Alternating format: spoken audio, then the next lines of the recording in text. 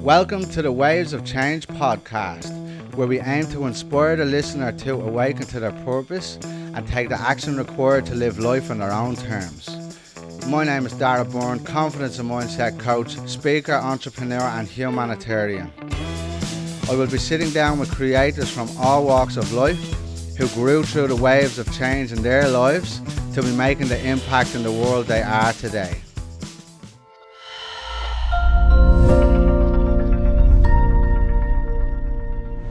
We acknowledge the Gadigal people of the Eora Nation as the traditional custodians of the country we are speaking on today. We recognise their continued connection to the land and waters and thank them for protecting this coastline and its ecosystem since time began. We pay our respects to elders past, present and emerging, and extend that respect to all First Nations people who may listen today. How are you doing today, brother? I'm great. It's just another beautiful day and happy to be alive and just slowly adding things back. Like I used to do a ton of fashion photography and I'm shifting to adding that back into the new personal branding because I'd rather do the photos instead of wait on someone else. Yeah. Tell us about that real quick. Are you doing your own photos? So I'd be doing photos for clients. So like anyone that's locally based, and I can just take their photos instead of having to wait for someone else. Oh, that's incredible. That's another arm of your business. Mm-hmm. Wow. So tell us quickly, yeah, jackpot. Bro, you are like, what would I call you? You're like this ever evolving human that you're connected to everything, attached to nothing. Mm-hmm. And it's incredible to see Khadaura, you the following of I think 4,000 or 5,000 on your Instagram page, and it didn't fit your way of being anymore. So you just chopped it all off and started again from fresh to recreate your business and yourself as a person. Yeah, have you always had that? You know, whatever's holding you back, you just chopped off and let go. Have you always had that in you? I feel like, yes. When I was younger, because my parents worked for the government, we had to move every once in a while. And there's so much changes that have always happened in my life. Even in the army, I was always going somewhere and living somewhere for 3 months, 6 months, a year, longer. And then I was never in one place. So I had to get used to like letting go of being attached to like what was, because I knew when I came back, everything would be different. You know, like imagine you're with your family right now and you have to go away for like 6 months and you come back, like in theory and in reality, your family's changed. Like they're still your family, but they've just had to learn to live without you. So there's going to be readjustments. So I've just learned to detach and not expect anything. So it's like when it came to redoing the account, I was like, something's off. I have 4,000 something followers, but I'm not getting a ton of engagement that I feel I could be getting. So I was like, why don't I just start over? And I know for a lot of people that hear that, they're like, oh, no longer like, and I did. I was like, it took me 4 years to get 4,000 something followers. It takes a while. And I was like, but that I can't be attached to the follower numbers because that's not believing in myself that I could do it again quicker just by being smarter about it.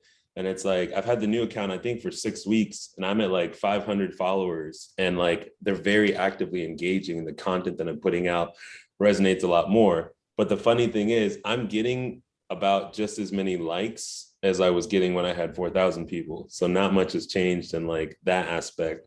I just feel better about rebranding myself and also to show other people like you could do it. Like it's not as fun starting from zero, but it just means you get to like get back in that grind. It literally puts a fire under your butt.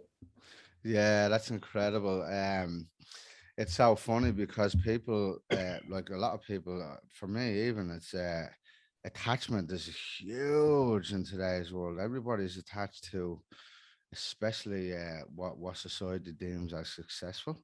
Mhm. Yeah, and to be able to, it's a huge skill to have. Is it something that you work through with your clients? It is. It's definitely this thing where I find out what the anchor of the root is. That same level of attachment that we have from letting go of like the thing we want to do. So it's like, oh, letting go of my IG account so that I can start over and really believe in myself is like the exact same process of being like, what am I holding on to from past relationships is keeping me from having a new relationship. And it's like when you dig deep enough, it's like, oh goodness, I'm holding on to the fact that, they never apologized for cheating on me. It's the same thing of like, oh, I'm holding on for Instagram for making me work so hard to get all these followers. Ultimately, it's up to me to let go. Like, it's not Instagram's fault. It's not the person that cheated on me or hurt me or whatever. It's for me to decide I'm going to shift my energy this way and go that way because that's what I want to do.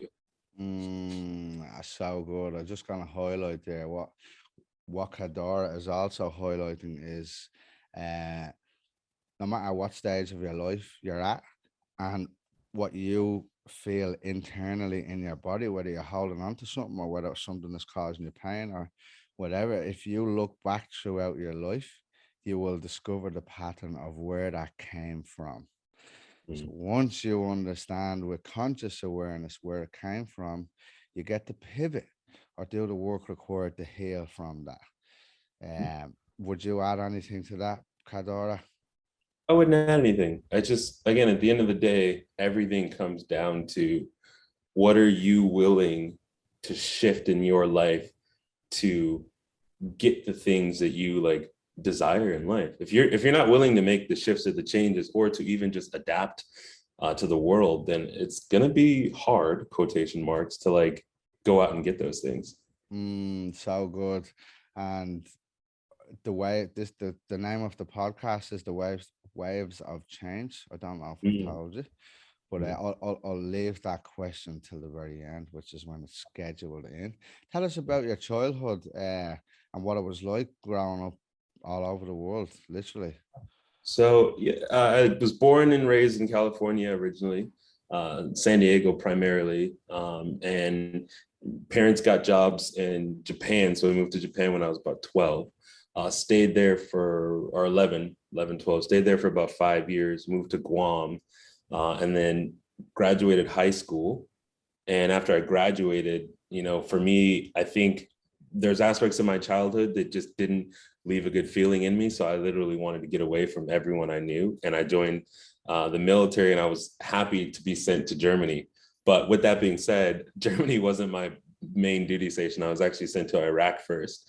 So I was like, I tried so hard to get away from home, and now I'm in a war zone. Like, oh, fuck's sake. But at that young age of 18, being in combat like Iraq, at such a young age, it really forced me to mature even more and have this really deep appreciation for life. I started to think like, wow, you start thinking about the things that are like not as important. There's things I started to miss, like ice cream, because you didn't really get ice cream out there. And I was like, no, I'd really like some ice cream right now, or waffles with syrup. You start appreciating the little things. And then it's interesting when you come back, or when I came back, and it's like, I would hear people share things that are challenges in their life that I had to learn to kind of take a step back and be like, well, if that's challenging for them, that's challenging for them. But I would hear people say things like, oh my goodness, I can't get the new iPod. And I'm just like, there's people dying out there. You're worried about an iPod. But I understood that it's two different worlds. So lots of adjustments. But that's my early years up until I was like 21. And then it was still deployments and military, and then got out, and here I am now. So just to quickly take it back to earlier, right? Did you ever play sport or as a 12-year-old in Japan? What was that like? I see you learned a lot of mysticism. Look, for me, I've only started to learn about mysticism the last few years. But can you elaborate on what life was like in Japan as a 12-year-old? Sure. So while I was there, one of the people that lived on our street just noticed that I could like sense things differently because of little incidents that would happen, like spiritual type things. And he took me under his wing, him and his partner. she did too as well. And they took me under their wing and started to like explain things to me about like spirits and whatnot. And they were basically testing me to see what I could do. You know, they would want me to sit and meditate to see what I could experience. And it's like the things I was describing are things they spent essentially like 40 years of their life trying to figure out. And here I am, this 12-year-old kid, where it's just naturally easy for me. The issue was just like not knowing how to control it, and also feeling alone because I never knew who I could talk to. You know, as a 12-year-old, if you're understanding, you know, alchemy and mysticism and magic and all these different energies, there's not a lot of people at school back in, you know, in 1999. Not even today. Back in like 1998, 1999, that would have understood it, you know, definitely coming from an American in another country like that. So it was a bit challenging at first, but it was nice to have their support, and just learning how to connect one to myself and connect to like the earth, and to understand like other people. Like once you can really feel your heartbeat without having to touch your heart, like just to be able to feel your heartbeat, you then begin to feel like the heartbeats of like trees and birds and dogs and animals and then people. And then it expands to this thing where you just get people. You just understand what's going on. So really, really deep. What would you say your biggest learning from mysticism has been so far? And just one more second to highlight, well, as you were coming into that massive awakening in 98, 99, I was on the other side of the world with this Nostradamus prediction that the world was going to end in Y2K. So the house party with all of my friends, I think we were about 12, 13 as well around that time. And, oh no, like everything was gonna blow up, and no, it's 1 minute past 12. We're still here. Hit the music. Oh, the Y2K days. Yeah, I remember the Y2K days. I remember looking at the computer. Everyone was like, "All the computers are gonna crash," and I was like, "Oh my god!" And then it was funny because of the different time zones. So, like, because of where I was in the world, we were gonna experience it in Japan faster than everybody else was. Yeah. So it was definitely funny. People were like the way people acted when everything started going crazy here, like two years ago, was the same thing back then. People were buying up everything in the stores, stockpiling, buying tons of water. Like everyone had like a bag with a blanket and water and snacks, and it's like, wow. That's really interesting. Can you remember, while we're on this subject there, so you're referring to people are prepping for God knows what in this current situation, this current climate, and throughout history, like totalitarianism always implodes on itself. When you study the history books, what was the general, you know, energy and ideas going around after, you know, nothing crashed and life went on? It's funny like how quickly people change their mind. So it's like up until the night of, people were in fear mode, like pure fear mode. And then like the next day, it was kind of like well, maybe it's off, so let's just be careful for the next 24 hours.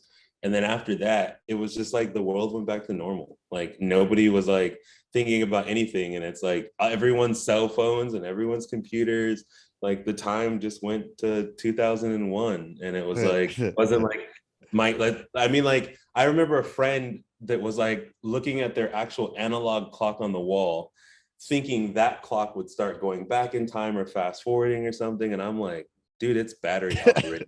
Like, that clock starts going backwards, that means everything's going backwards, and you're probably in a whole nother dimension. Yeah, so.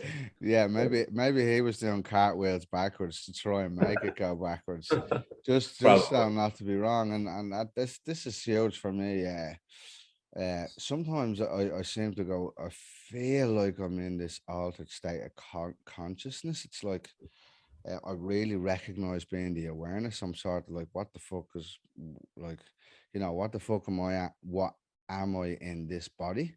And you know, when we spend so much time in nature, and it's just like, can't help but feel like, you know, you see how quick humans, first of all, we're in extreme fear, and then we're gonna stay in fear for another 24 hours just in case, and then bang, just switches off and life Yep. carries on.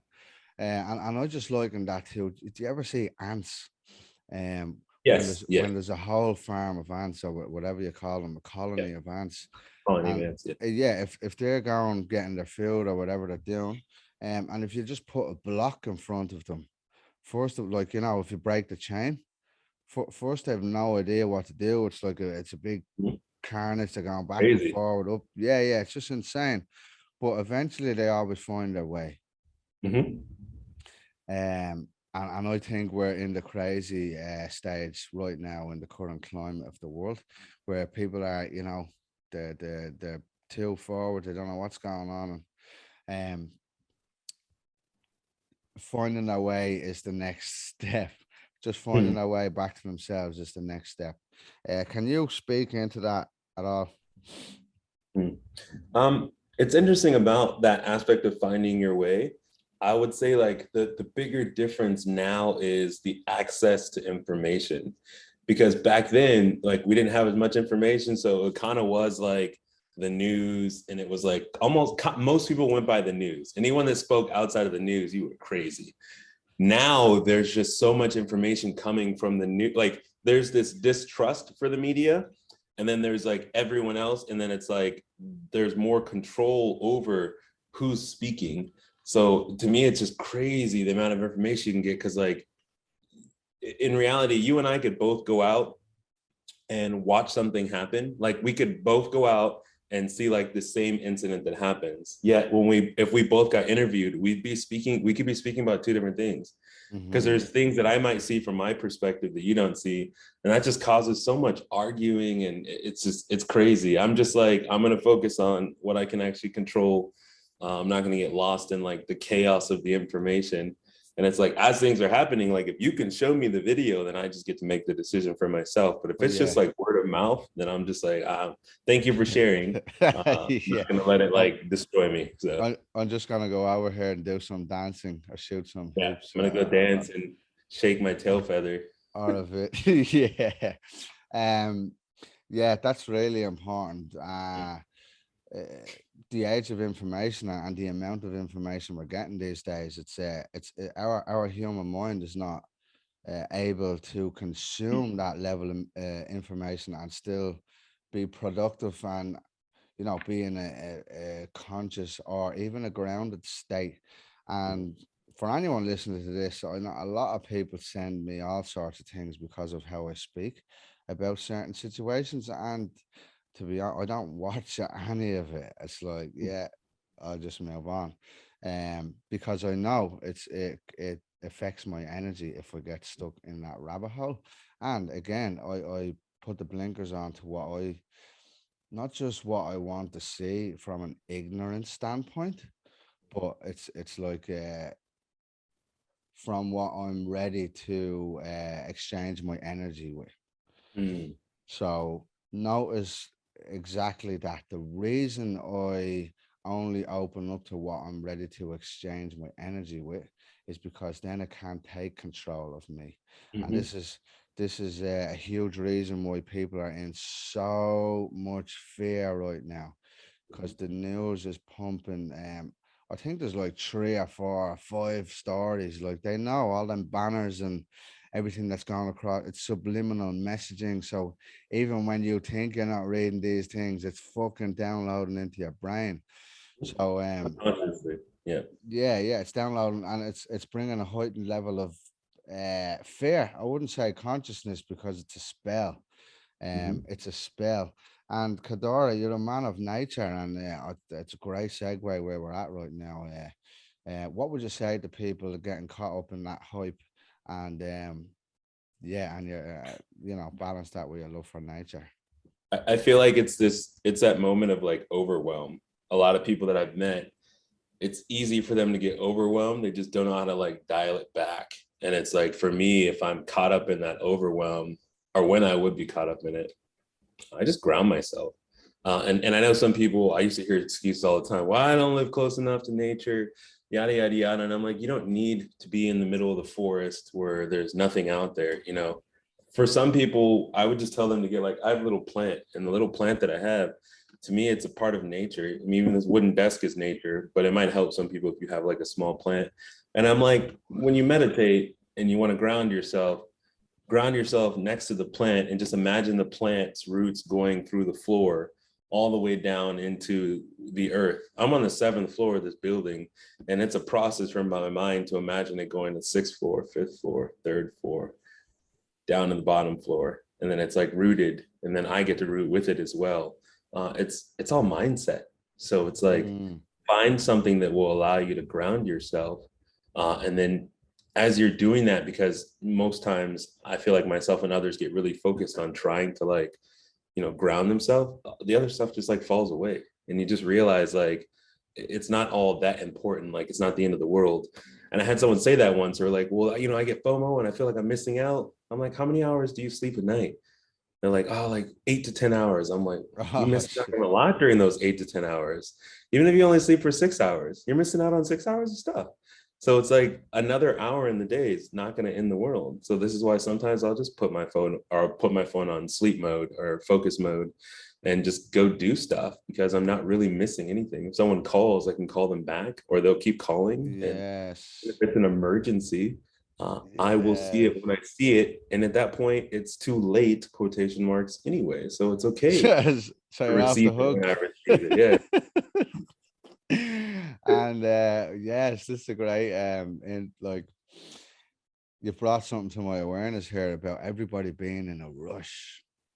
Mm. Everybody today is in a rush. Look, yeah, in a rush to where? Yeah. First of all, but also may I reframe that to a high percentage of the population, because not everybody.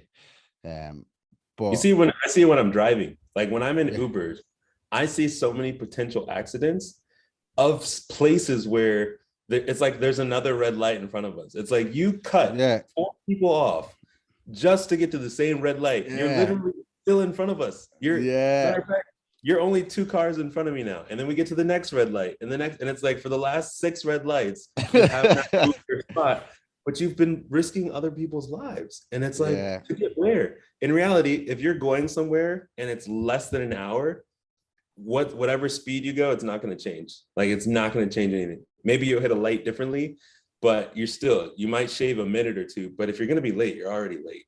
Like if you're 10 minutes late to something, being 40 minutes late is the same thing. You're still late. yeah, exactly. And just to highlight there, whoever that was in a rush, um, do you notice the amount of red lights that came while he was trying to fucking battle down the road?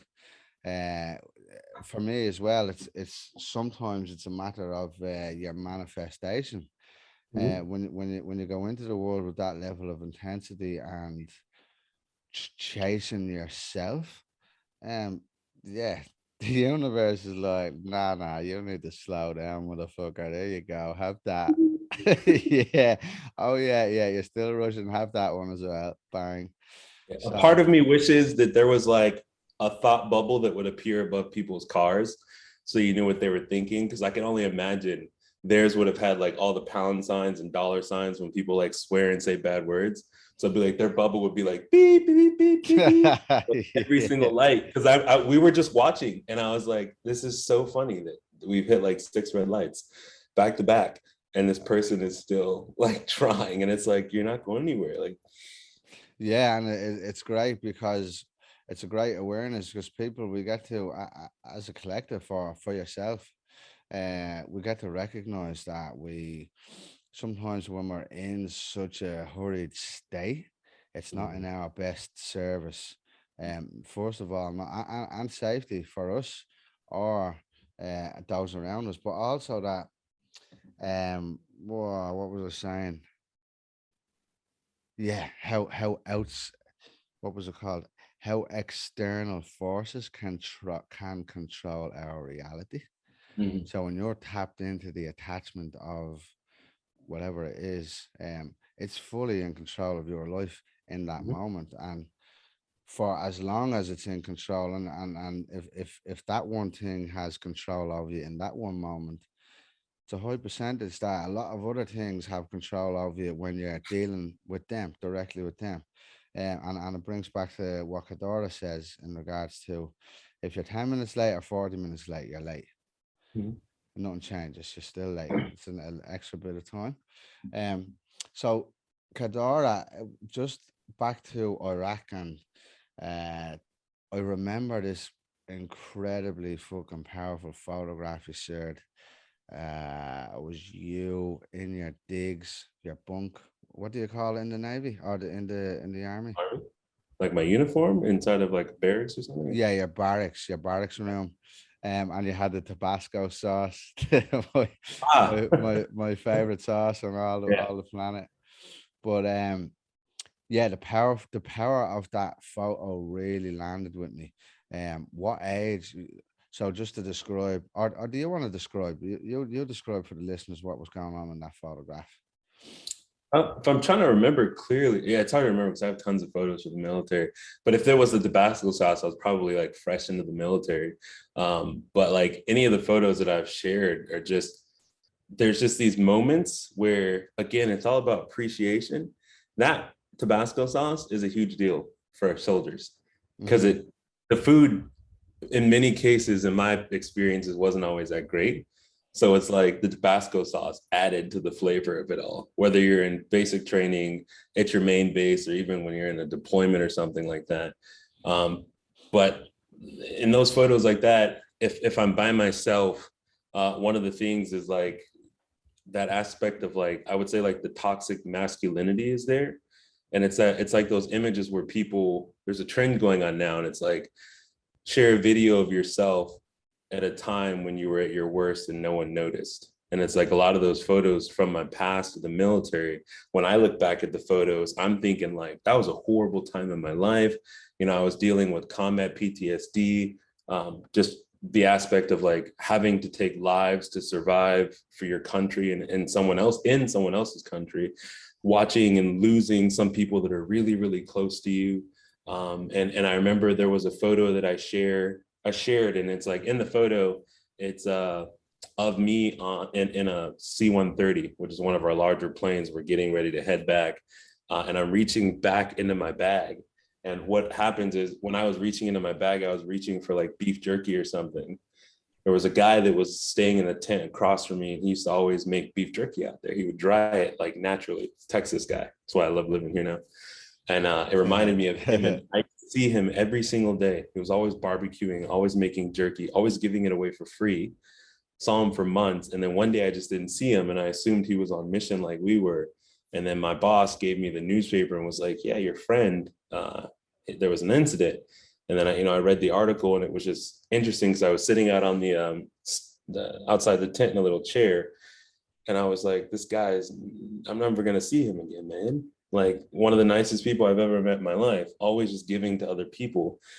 And at that moment, it really dawned on me, like, always say whatever's on your mind. Cause I don't think I ever was like, "Hey man, thank you so much for like always just giving." I never said that to him, and I wish I could have. And now I always just tell people what's on my mind. A lot of people are like, "You're very unapologetic and you just say what's on your mind." And sometimes it's mean quotes, sometimes it's nice.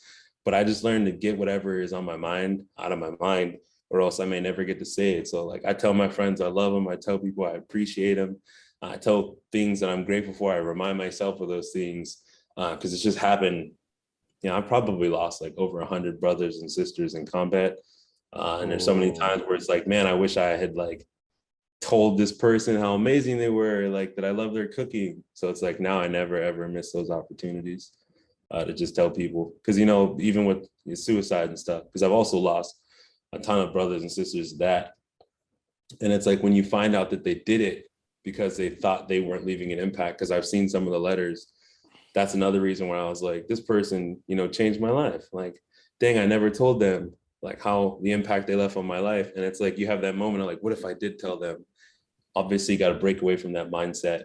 But again, that incident that happened, it was a couple of years ago too. It was like 3 years. It was 2 years ago. I was in Arizona, and a friend took their life that I was in the service with, and he said that he was letting go because he just didn't have an impact on the world. And I talked to him every once in a while, and I was like, man, I wish I had just told him, like, talking to you made my life easier, because there's a lot of things that I've experienced that I don't know who to talk to because they just mm-hmm. wouldn't get it. But he was Yeah. there in Iraq and Afghanistan with me. So again, just a reminder to everyone, like tell people how you feel, especially if it's like something that's on your heart, like you want to tell them you love them. It's not too soon, it's not too much. And if they feel that it's too much, I'll still keep saying it, unless like I'm not talking about like the person you like that you're stalking The online. fancy, I mean, like, yeah, I mean, like, someone that you're sitting in the someone that's garden like plants. family or tribe. Yeah, it's not the woman that works at Starbucks that you've got a crush on, or guy, or whoever, or however they identify. But like, tell the people close to you like how you feel.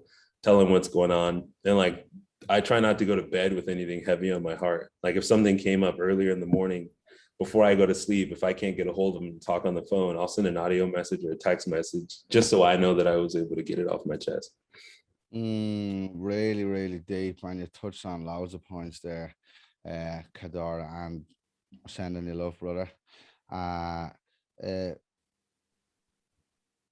in the this, I think it's called foreign policy.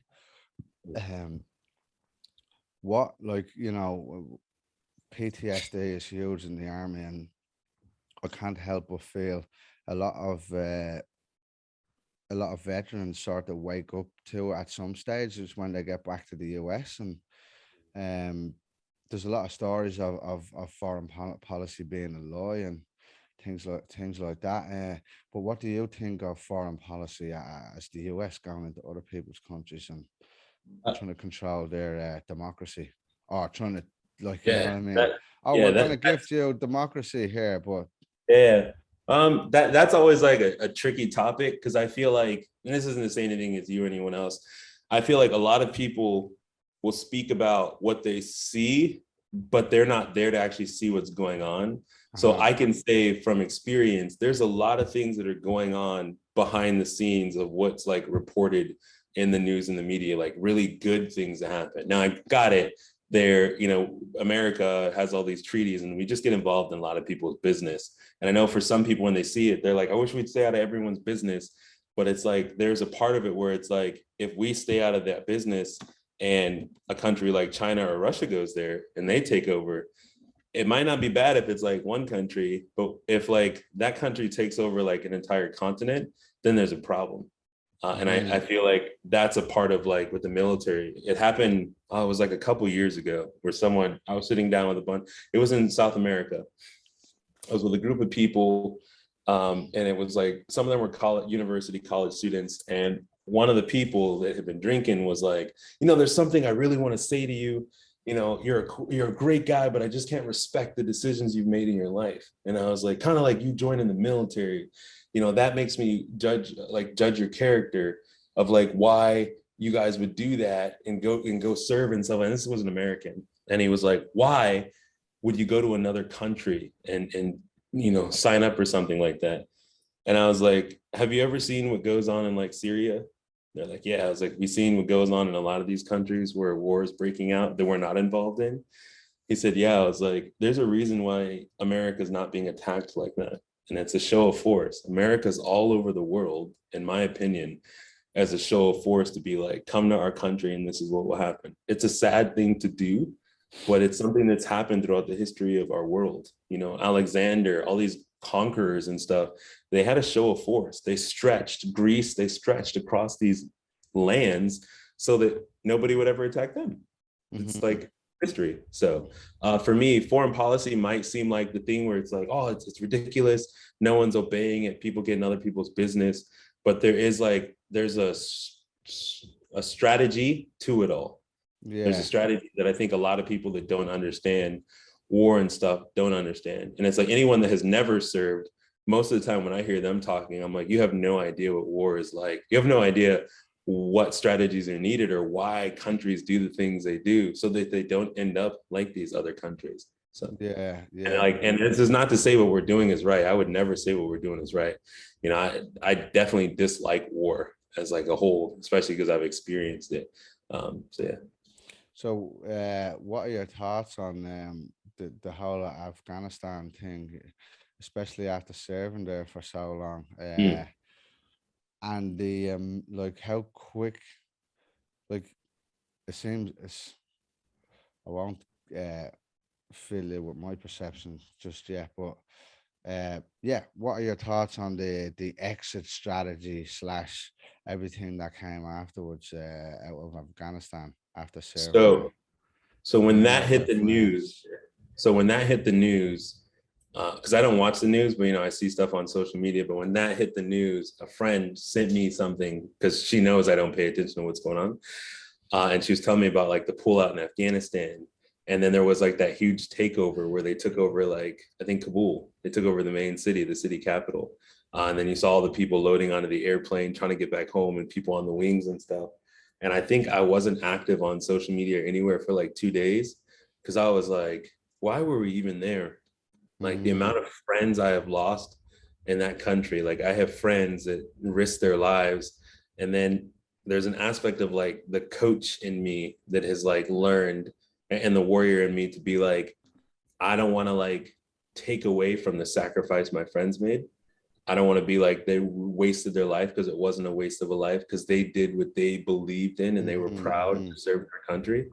And it still hurt to just know Yeah, that like we pull out after being there for like 20 years and then everything just gets it's like we were never there almost. yeah, And we have all of our stuff.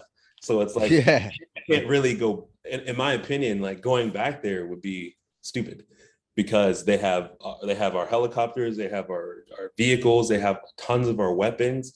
Some of them have our training. So it's just like, man, 20 years and all those lives that were lost, all that money that was spent. So it's just like, yeah. and But then on the flip side, it's like, what if we didn't go there? Which I don't know. So that's why I can't really speak into it. I don't know yeah, what would yeah. happen if we didn't go to Afghanistan. Again, it could have been taken over by like Russia or China or somewhere else. And it could have been a whole different story. So, Mm-hmm. Yeah, it's really interesting in regards to the equipment that was left behind and the amount of money. Again, I don't watch the news. I cherry pick because you can sort of, with mm, the work we do, you can read between the lines of what they're yeah. actually trying to get you to understand from the news. So, um, but what stuck out for me was the amount of weaponry that was left behind. Mhm. And also, what I discovered was that they'd already planned to do this for a number of weeks. I mean, why do you leave? I think it was fucking 18 Black Hawks or something, something mental. But these type of machines, and I think there was thousands of Hummers and Yeah, there was uh, thousands of Humvees, and those are expensive. Like when I yeah. remember the government spending like, oh, we can't do this because we can only buy this many Humvees, and it's like, yeah, but y'all just left them. If we left, Yeah, you could we have gave left me like one. Fuck's sake, I'll drive around Sydney in one like of them. No yeah. drama. So the funny thing is like there were times where it's like the government couldn't even pay us because of furlough or whatever. So there's moments in our history where it's like soldiers weren't being paid for like a couple months. It Oh happened to me wow. too because of money, a money issue. So it's like obviously money's not a big issue if y'all could just Yeah, leave all that stuff behind. So money's not the yeah. thing. So yeah. Including a lot of notes, and I Yeah. mean when you study, I don't know if you, I won't disrespect you, but when I the industrial, what's it called, the military industrial complex, who get paid from both sides of the war for all the wars, nearly throughout the whole history of the world war. The same people fund both sides. Yeah, well, they're just making money, man. They don't. Yeah. I don't think they give a shit about who loses their life or what country they take over. They just want more money and more power. It's more Well, about they made a power. yeah, they made a movie about that. I think it's called War Dogs. All Yeah, I right, think let it's me let called. me take a I note think of the that. movie is called War Dogs. And there's Oh actually, yeah, yeah. That's the. It's like slash comedy. Is that your man? yeah. Is it Set? Is it Set? Um, The guy that was in Jonah. he It's Jonah Hill's Jonah in it. Hill, that's his name. Yeah, his Jonah name is Hill, Seth Bradley and something Cooper, else. and Yeah, Miles yeah. Teller. Yeah, I remember there. I was like, I know there was a movie about that, but that's essentially what it's like. You get the people that are smuggling and gun runners because I'm not gonna lie. There's weapons that are out there that not our American government has created. Like we're getting weapon. They're getting people are getting weapons from wherever, and there's just a lot of stuff out there that people definitely haven't seen. Yeah, Like yeah, even yeah. while I was out there, I remember going on some missions and I remember seeing weapons that other soldiers had that I was like, wait, how'd you get that? Like, what did you get that? Like, what? Wait, who do I ask Okay. for one of So I them? was like, yeah, I was like, I wanna upgrade. And I did. I got to go on some missions and upgrade weapons. And it's just like you get to see how it really is out there. There's Yeah, just, and this is not like some huge government secret, but it's like sometimes you just need more powerful weapons to like protect, even if it's just a scope, a different type of scope you wouldn't normally see on a weapon. If you're uh-huh. trained with it, it's gonna help you out, then go for it. Yeah. So And thanks for that. Two things I want to highlight and ask about. One, I'm highlighting like a Black Hawk and all of the equipment that was left behind in Afghanistan. You don't just go on YouTube and learn how to use that stuff. So, what is your like? What are you reading between the lines with that? actually, I take that back. I'm pretty sure there's YouTube videos on how to do stuff like that. Well, here's the thing. A Black Hawk, is that not Yeah. supposed to be So, the well, I like mean, the when most you secretive mm, weapon you like guys have? yeah.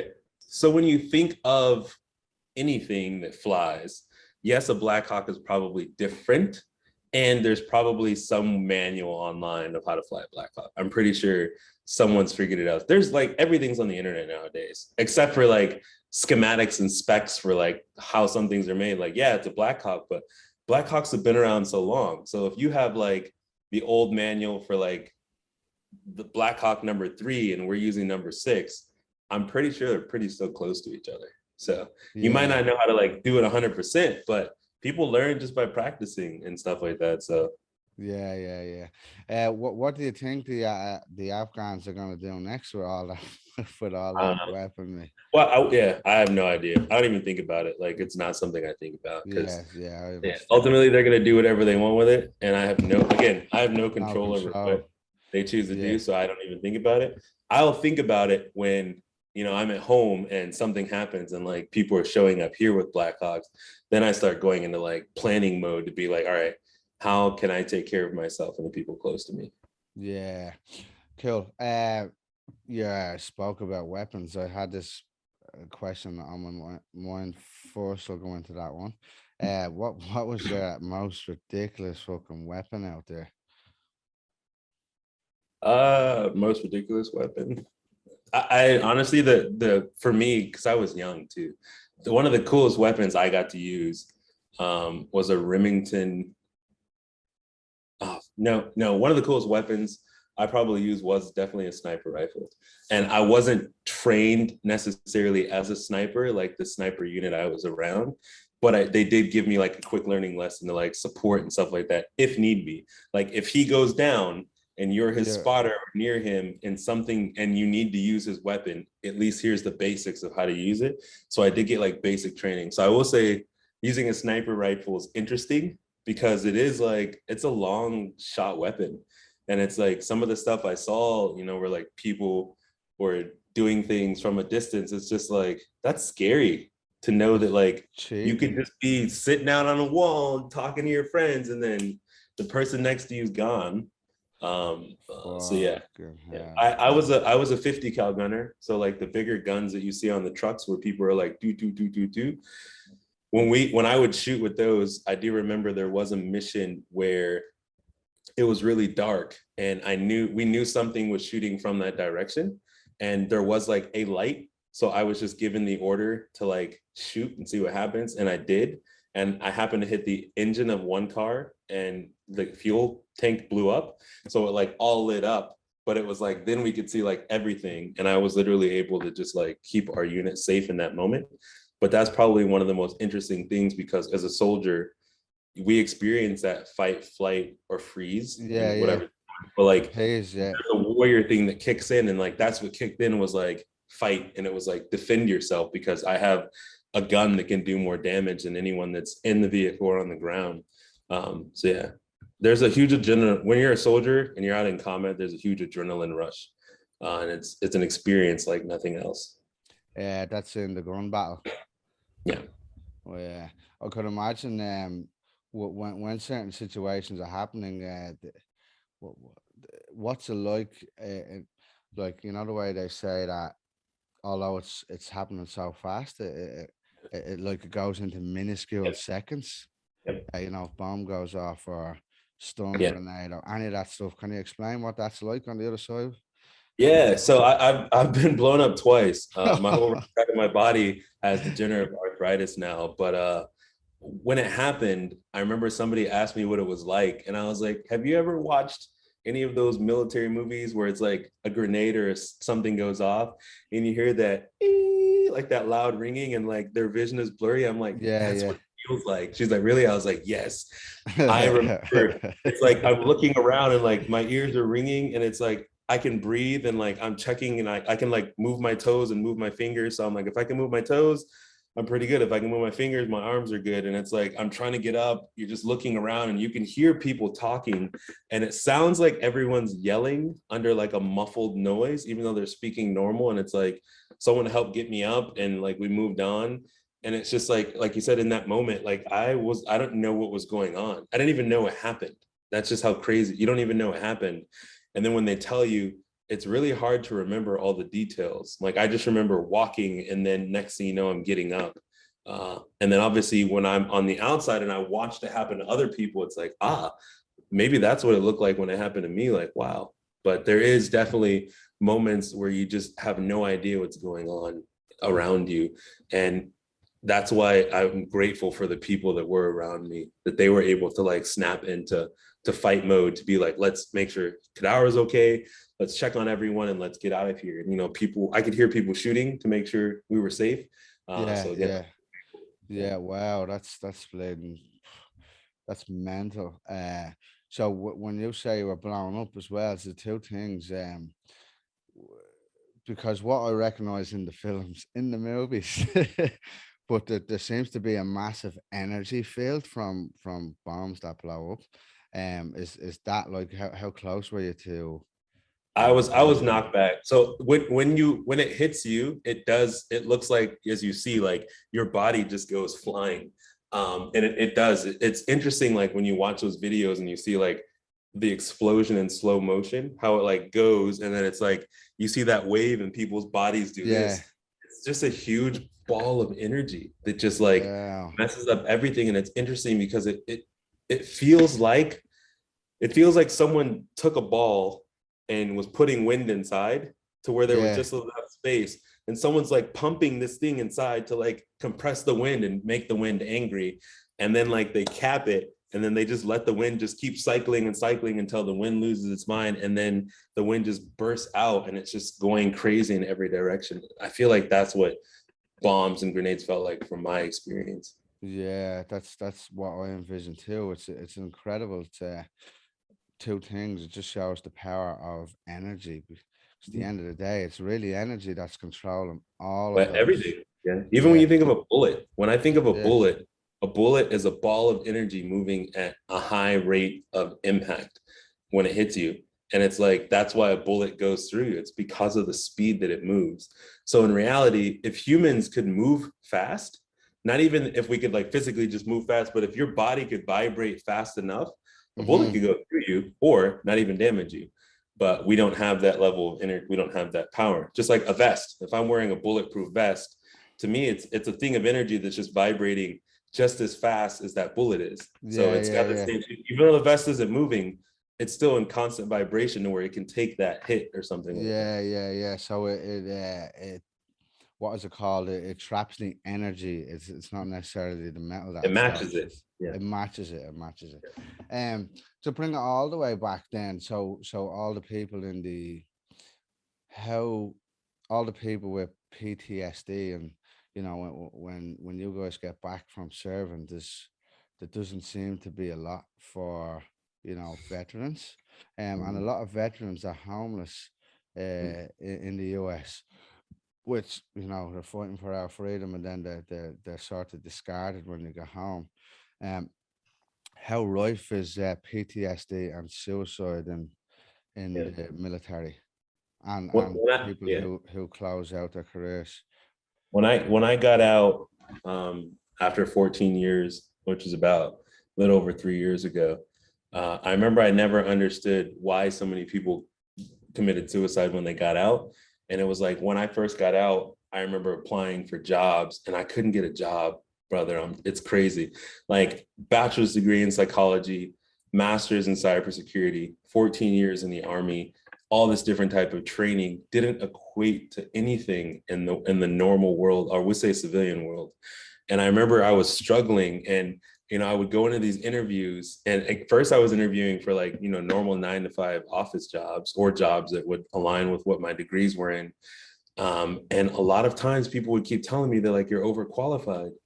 And I'm just like, I don't care. I just want a job. Like, I just want to work. And then like the first job I was able to get, I was working as a cashier in a store.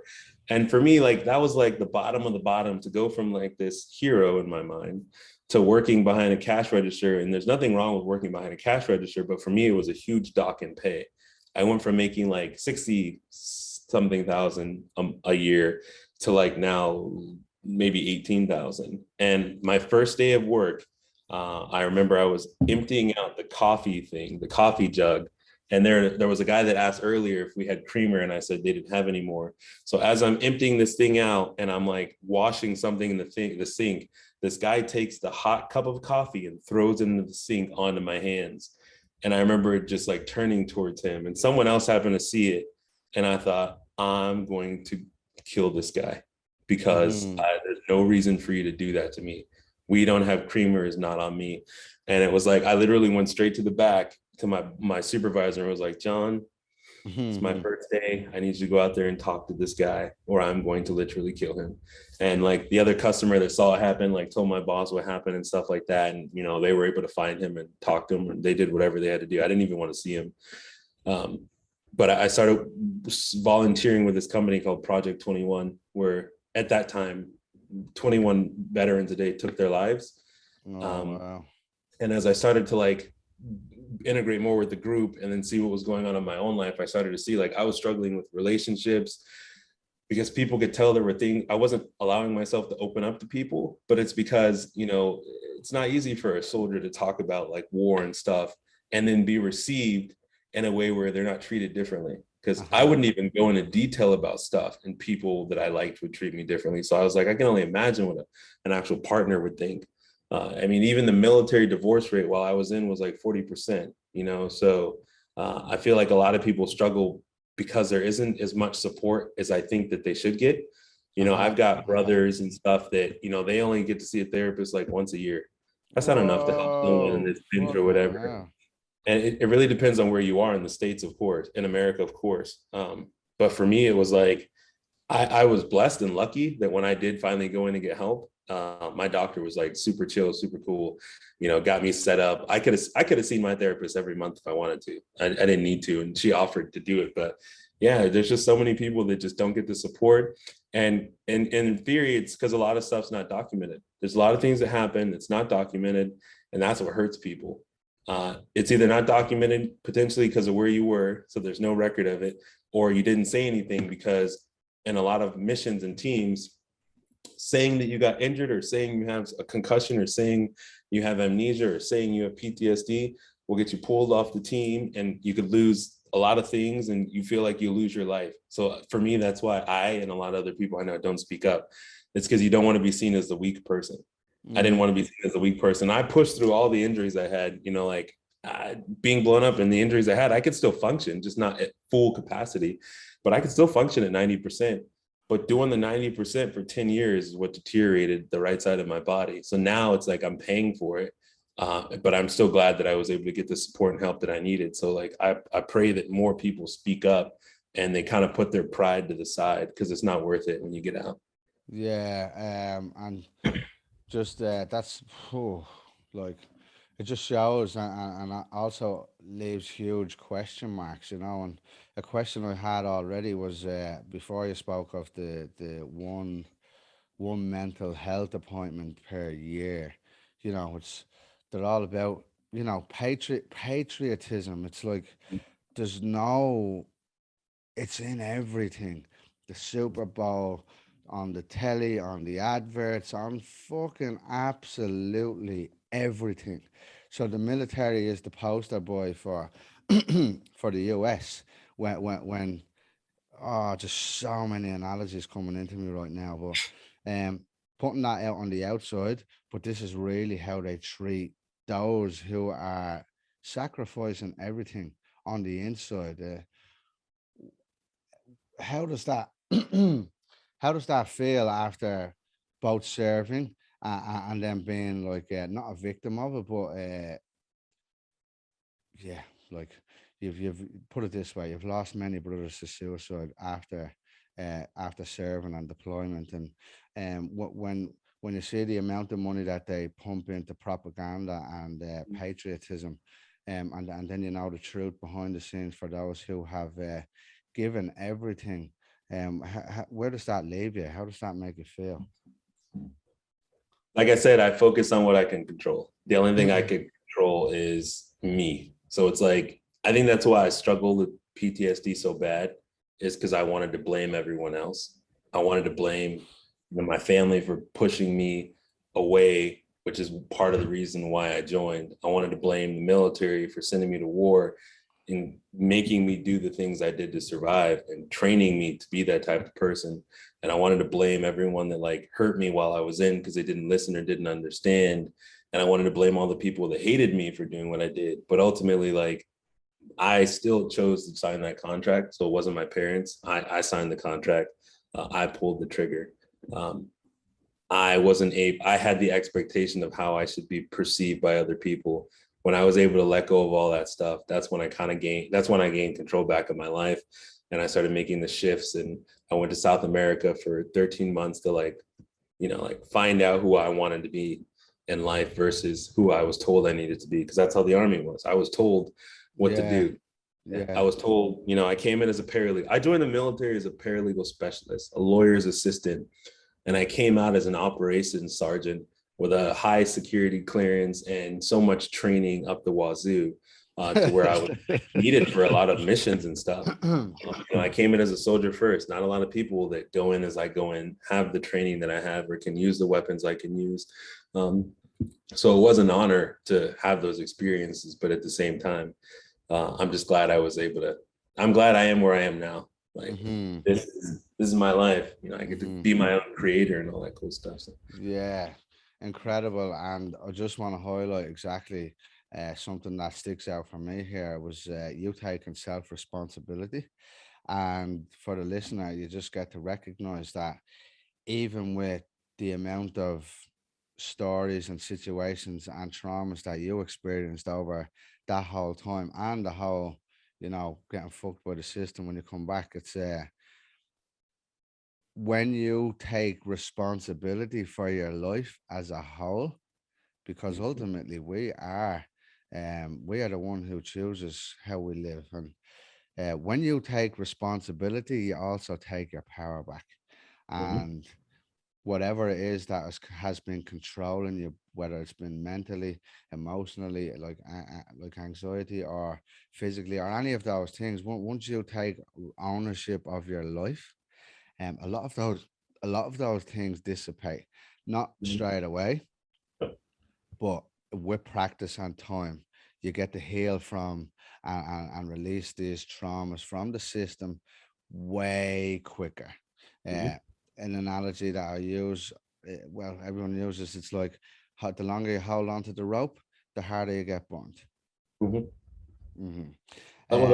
the interesting thing is like the longer you hold on the rope, the farther you get pulled away from whatever that is. And it's like it's that aspect of like I think it was like, oh yeah, there was a mission I went on, and there's a thing where it's like touch and go. And touch and go for them means there's a C-130 and the back comes down, but the airplane does not stop. The cargo ship, is that what that is?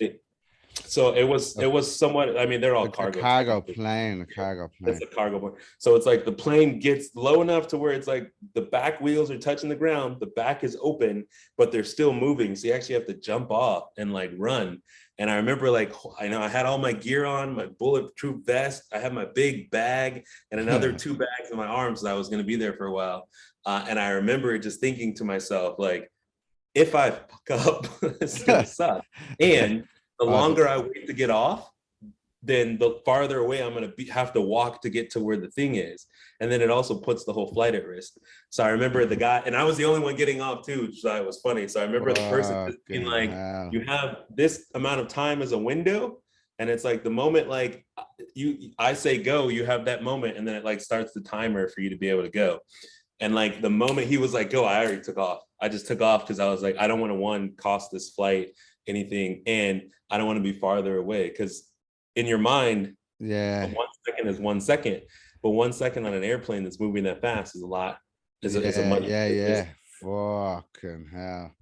And then the mental aspect of that is like you I don't know, let's say the plane is $10 million and you're fucking jumping off to do a mission on your own. Well, not even the value of the plane, it Yeah, doesn't matter, the value of the lives on yeah. it. But for you to you know you're going in there alone, what's that like? Well, I mean, so I was going in alone, but I was being picked up by people. Okay. But still, like no one knew me. I was going into a space where no one knew who I was. I just knew I needed to be there. I'll say that was probably one of the coolest things I got to do in the military. That was like my one moment where I remember thinking, like, what would James Bond do? James Bond. Yeah. Like, I'm not gonna He's lie. going I out was six packs and a yeah, little pair just of imagine, budgie like, yeah, smugglers. because like at that point in my life, I believe I know Casino Royale had already come out, and I believe, yeah, I think the second James Bond movie had come out at the time. So I remember just thinking, I'm a huge James Bond fan through and through, but I remember holding the bags and having all the gear, and it's like the doors going down, and in my mind, I was going dun dun dun dun dun dun dun dun dun dun dun dun dun dun dun dun dun. And then as I ran, I could hear my spirit, my brain going dun dun dun, and I like jumped off, and I was running, and I like, you run, and then you have to like kind of go at like an angle, and like obviously the plane's kicking up all the dirt, and the people were like standing out there to like go get you if you fall over. And I ran, and it's like once the plane's gone, and I was like jogging, I was like, duh. Like that was cool. Yeah, that's mental. Last question on this subject before we move on.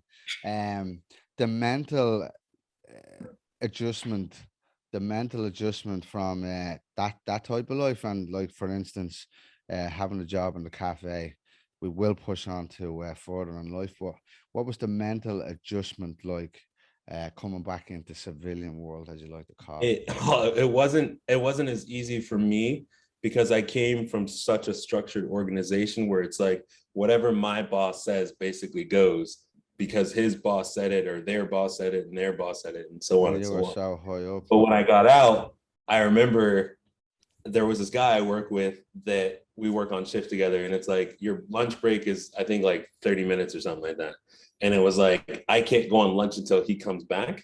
And there were a couple of times where it was like I'd be waiting to go to lunch and he'd be gone for like an hour, hour and a half. And I'm like, dude. And he's like, my bad. Like my friends and I went to go get some food down here. And I'm Ah, like, dude, that's already like a 20, 30-minute drive. Why would you even go out there? And it's like, for me, I'm hungry. Like I get hangry. And I talked to my boss, and I'm like, dude, you gotta have a conversation with this guy. Like, I'm getting stuck at the register, not being able to eat, like, or it's like I'm doing more work than he is essentially, yet he's still getting paid because like he's yeah. still on the clock. And yeah, and my boss was like, I'll talk to him. And after a couple times, I just went in there and was like, look, like either you talk to him or I'm gonna have a conversation with him. And if I have the conversation with him, you're not gonna like that because you're gonna hear me have the conversation with him. And I'm gonna come back in here and have a conversation with you. I got it. You're my boss, and I don't want to be fired. But if you won't handle this, I will, and I will go above you if I need to, because this is in our contract. This is what it says in the contract. I'm not going to get in trouble because I'm obeying what's in my contract. I was like, so I don't think you want to have that talk. And then he went and talked to him, and like the thing was fixed. And I remember my supervisor, because this was like the higher guy, my supervisor was like, dude, no one's ever talked to him like that. And I was like, yeah, this boss talks to me like I'm some 21-year-old punk. I'm not, dude. Like, and once he actually knew my background, that's when he was like, oh, like I didn't realize this guy's like served in the military and gone to war and stuff. But there's just little things like that I think I struggled with. It's just like, when I became a supervisor, I told someone once, I was like, hey, I'm going to count the money and you just take out the trash and you can go home. And he was like, why do I have to take the trash out again?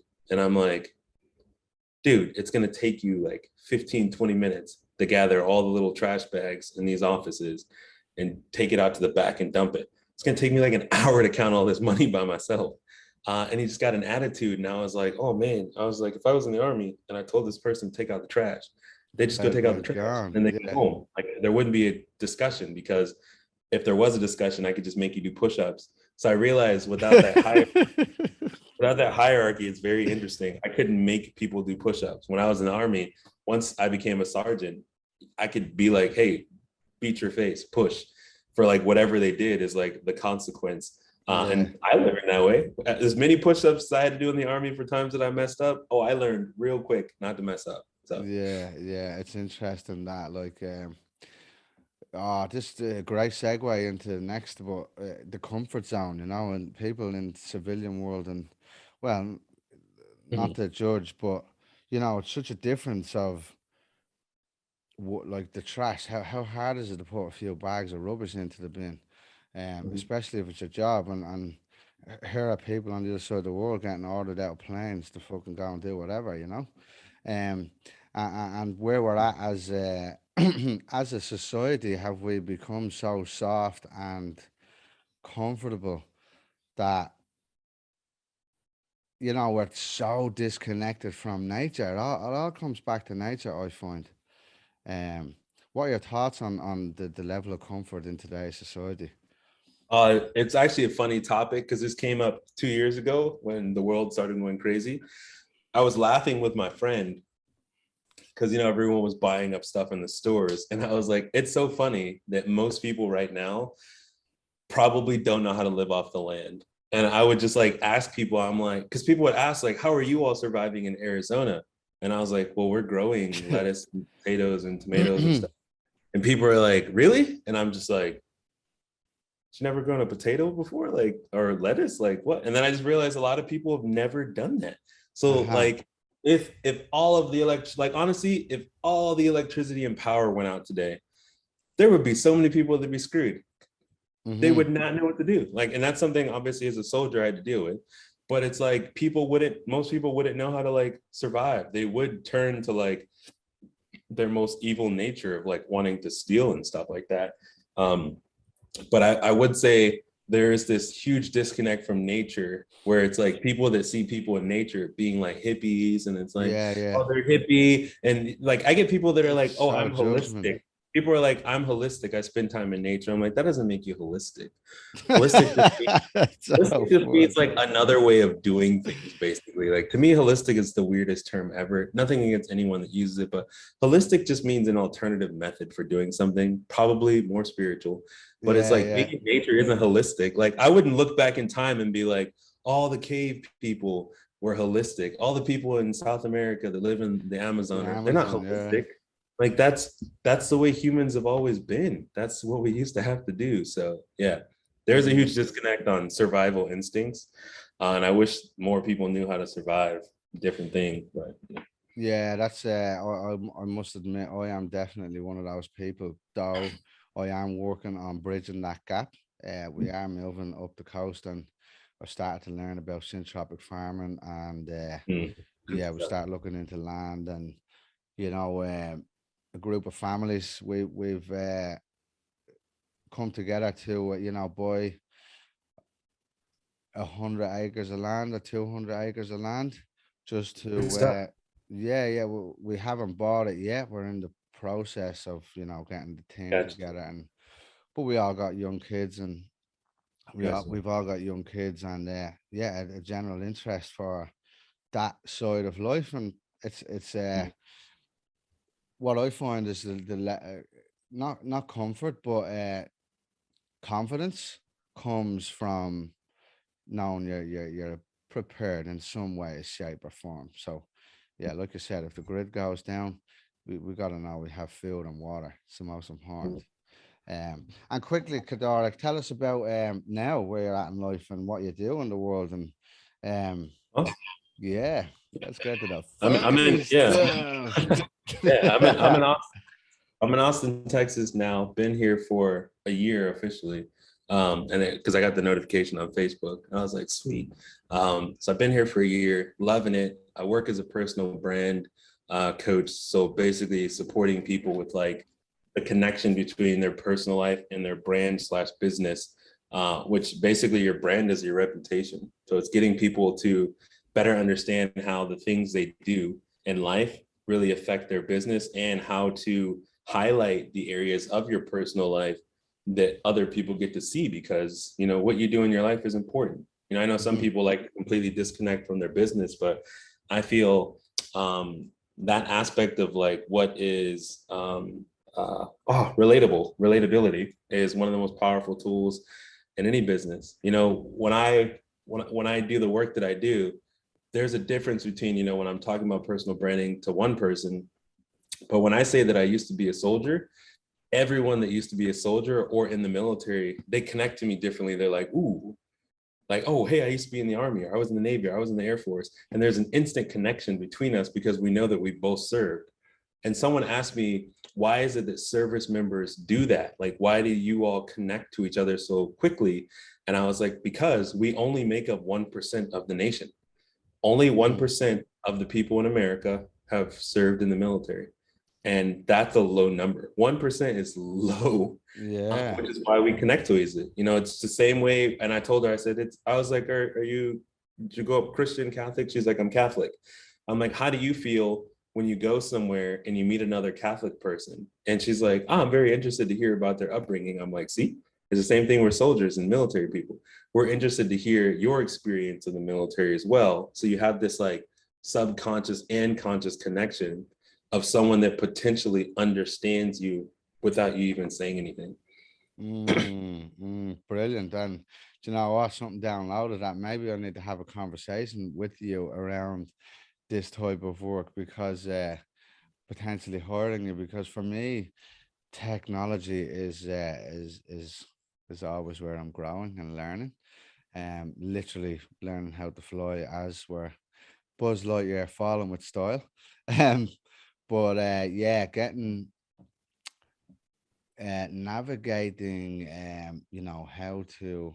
I mean, what's Gary Vee says, it's better to document and not. Document, don't create. Yeah, document, don't create. And I'll be honest, sometimes, it's sometimes there's part of me, like my ego and my mind, it's like, you're just showing off, motherfucker, and it's never a place that I want to come from or share, but just to highlight, if we don't share our stories, how people don't know how to resonate with us. And for me, it's a huge thing. I'm always careful not to show an object, or display an object, which was a huge thing when I got a new car recently, and I put a photograph up, and for days I was like, nah, you can't do that. And I was going back and forth. My mind was a bit of a mess over it. And then it's Should just I like, say do it? yeah, fuck it. It's also a level of growth, isn't it? Yeah. So what else have you been working on recently?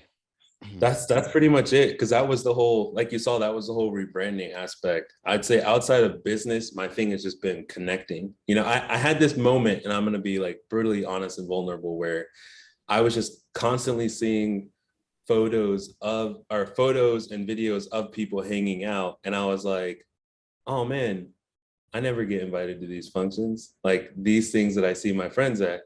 And then I was like, I was in my shit for like a little bit. And when I say a little bit of time, I mean like for a couple minutes, I was actually sitting back there, and I was just like, man, I never get invited to these functions. And then I realized something. I get invited out, and then I never get to go out in that moment.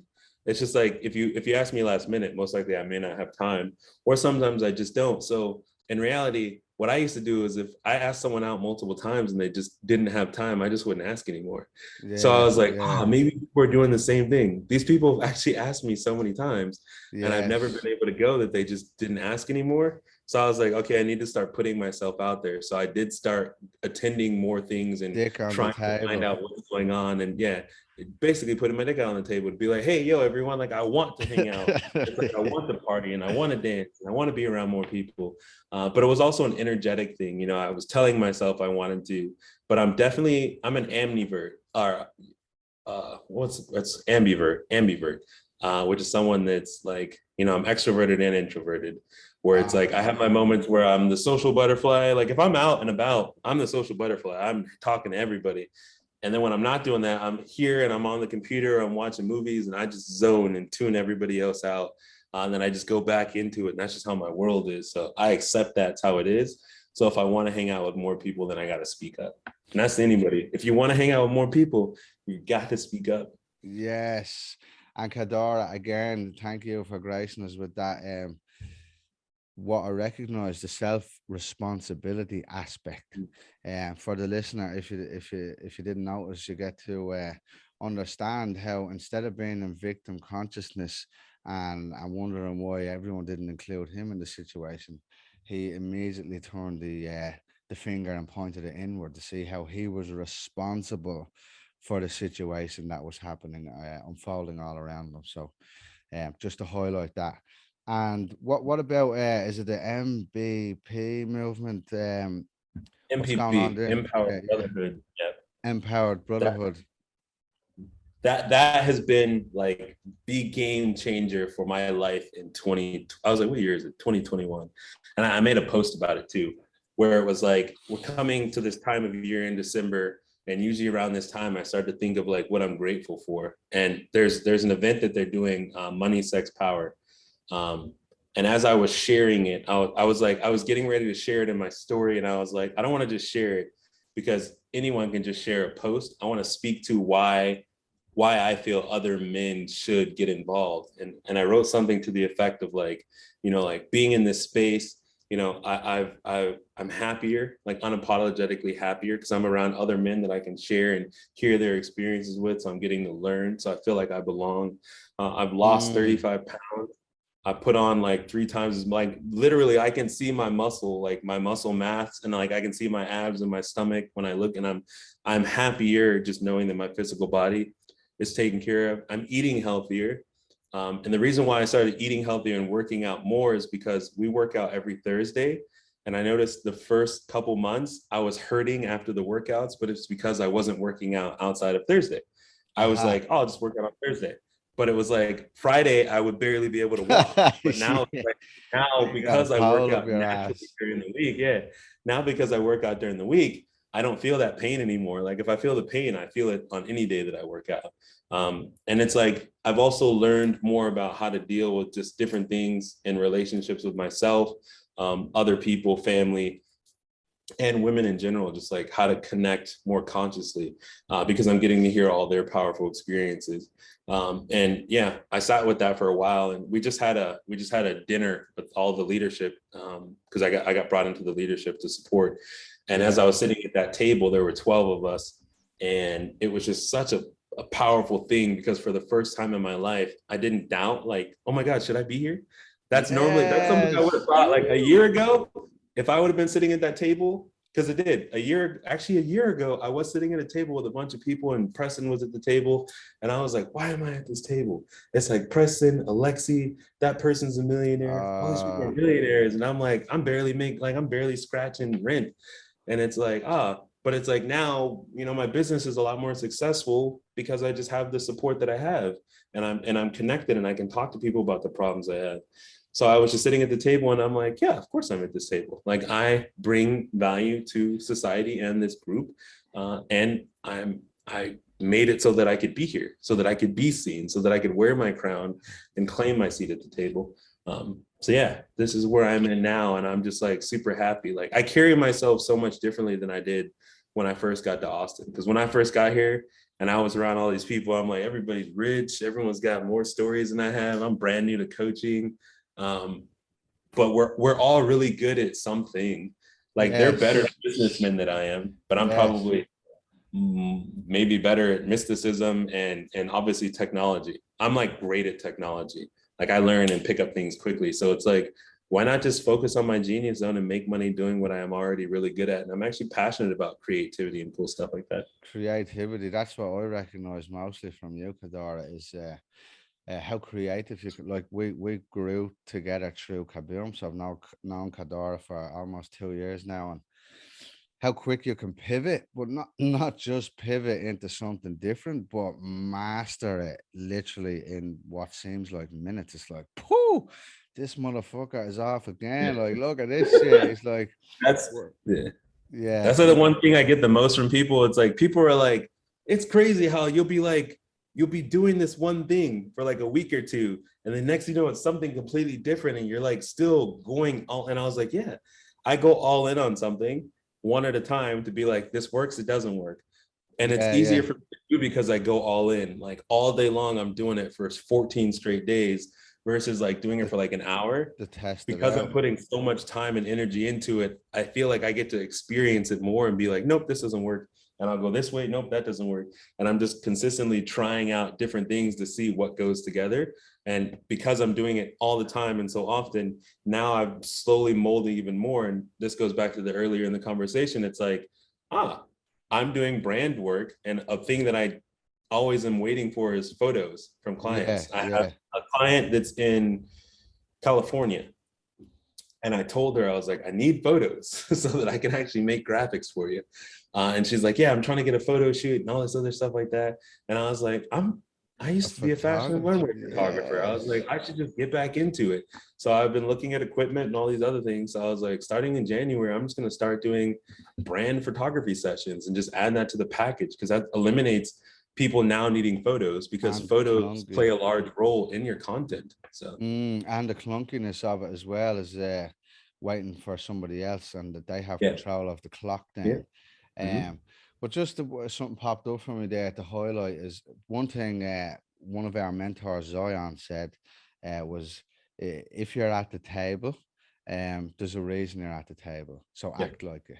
Wasn't that what he Mm-hmm. said when we got the Probably jobs something like that. when we got the jobs in Kaboom? And then secondly, um, can you highlight for the listener what it's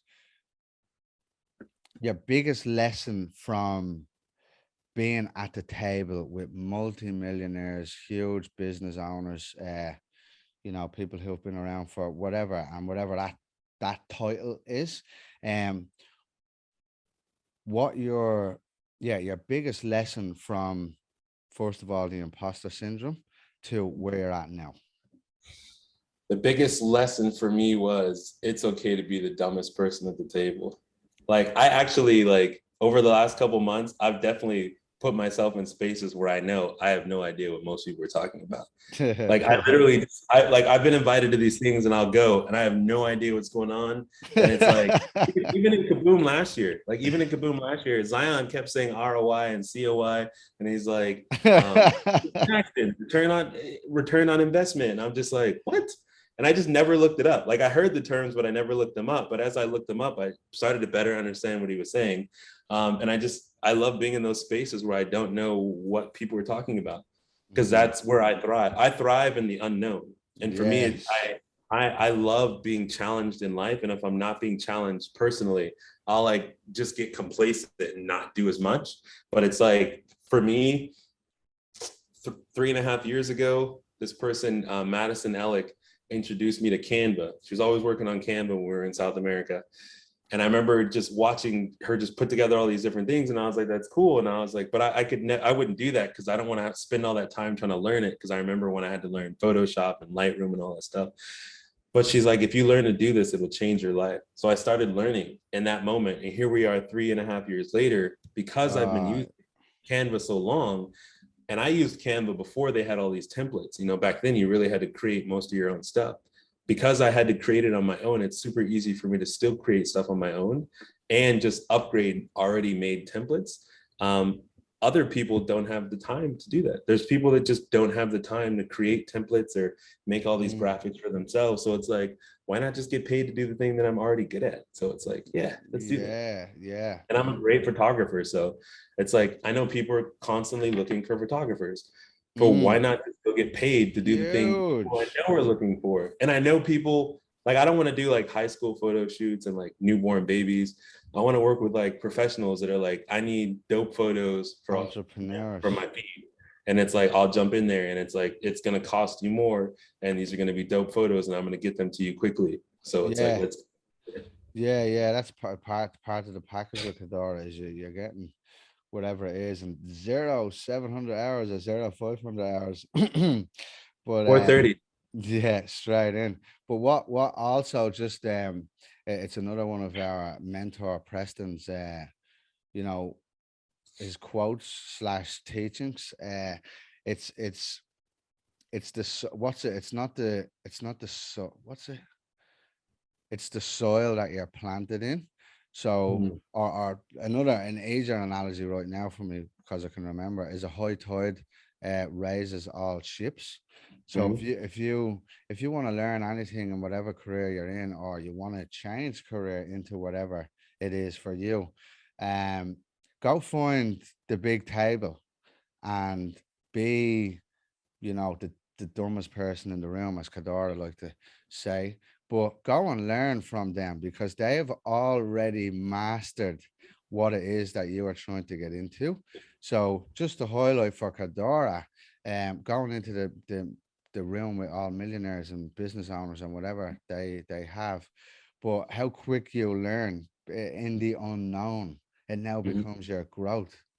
Mhm. Uh, can you quickly touch on that?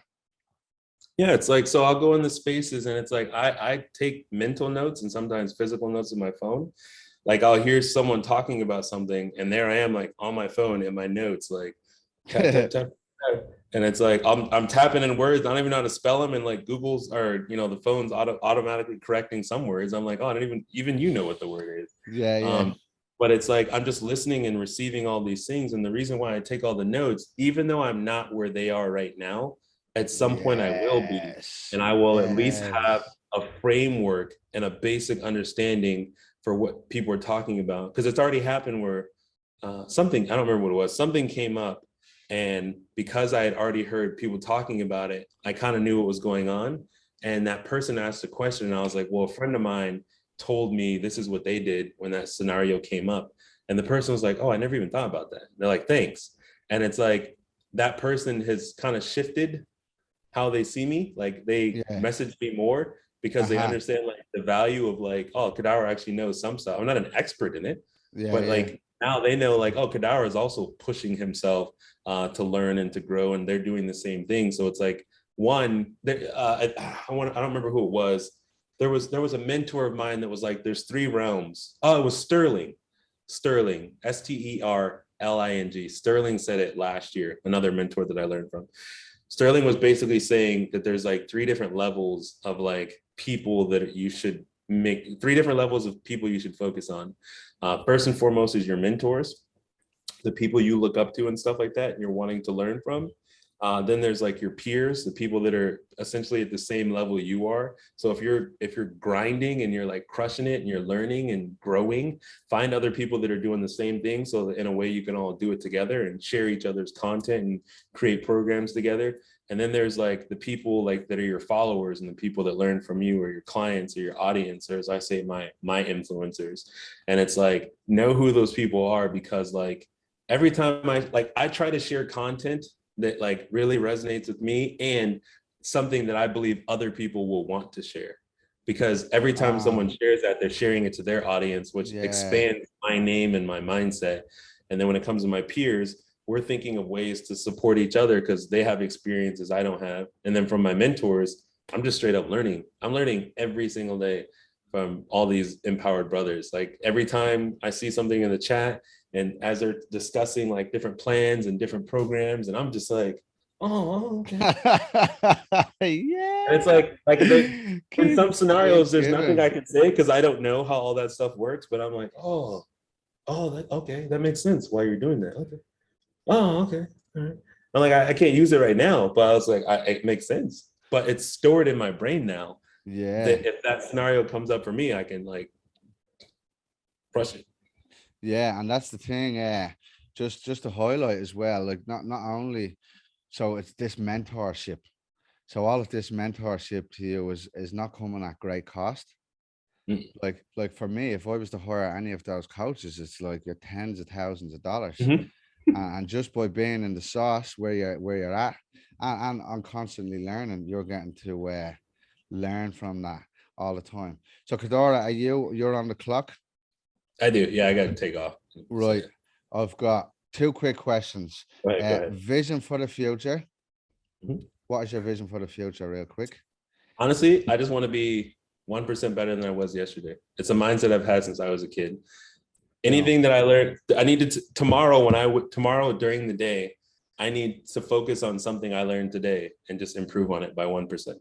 And that way I'll always be better. So I don't think like, oh, in 5 years, I want to be doing this. Like there's a lot of things I like to be Yes. doing, but it's like for me personally, because of my life experiences in the military, because tomorrow's not promised. So it's like, I Yeah. just want to like, be 1% better than I was yesterday. Yes. And so simple, incredible. Um, and the final question, the name of the podcast is The Waves of Change. What does the waves of change mean to you? The waves of change to me, actually, for me, because I learned something when I was younger, where one of my masters would talk about the waves of change. And my master said, what do you do while the waves are changing? And I was like, oh, I just figure out which way the wind is blowing. And my master was like, what? And I was like, yeah, I figure out the way the wind is blowing. If the wind is blowing in this direction, that means the waves are changing in that direction. So I'm just going to adjust. So if I need to put the sail up, then I put the sail up and I just start going that way. And he was like, well, what if that way isn't the way you wanted to go?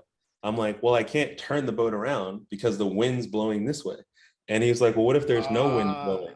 And I was like, if there's no wind blowing, then I just get to chill in the boat and just focus on whatever is going on. Like I'm just being present. But it's like, if the wind's blowing us this way, I'm just gonna go this way, unless it's going off a cliff or something like that. But it's like, for me, when I hear the waves of change, that my mindset since I was 12 years old was like, go whatever way the wind is blowing. And it's like, I can pick up things. And if I realize I'm getting too close to a cliff, then I'll start forcing myself to go that way. But if nothing's in immediate danger to me going this way, I'll just go with the wind. I'm like, this is what I do in my life. I literally went to South America, ended up in California, ended up in Arizona. Now I'm in Texas. 5 years ago, I was watching Preston on YouTube. I think I saw him on a YouTube or Instagram video. It was an Instagram video. Saw Preston 5 years ago with Alexi and some other people. I was like, I'd love to meet people like that one day. Now I work for Preston. Like, I work with him. It's like, I followed, like the waves brought me from the military in Germany to South America, to California, to Arizona, to Austin. And now I'm here. All because I just went with the wave versus being like, I need to go find this person and move to California and be in LA. That's it. I just followed the wave and the wave brought me here. Oh, it's so deep. And you were just in the flow of life. And now you're having Thanksgiving with Preston and his family and his queen and all of those things. Khadaura, incredibly grateful. Thank you. It was a pleasure. It was my honor to have you on as guest and reconnect with you, brother. And I look forward to everything. Same. And I'll speak to you soon. See you soon, brother. Peace. Yeah. Thanks for listening. I hope you enjoyed the podcast. If anything resonated for you, please leave a comment below. If there's anyone who may need to hear, please share. I love yous. Have a lovely day.